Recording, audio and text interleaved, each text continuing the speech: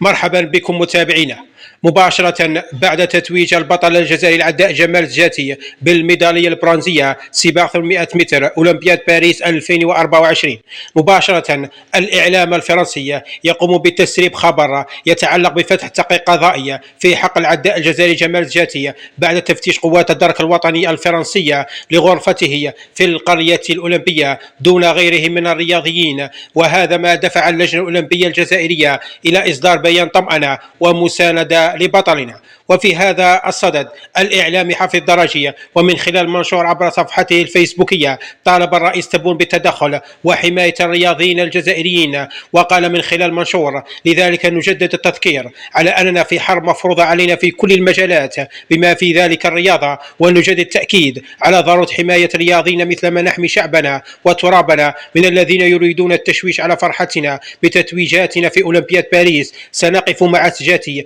مثل ما وقفنا مع إيمان خليفة وكيليان أمور مهما كانت الظروف.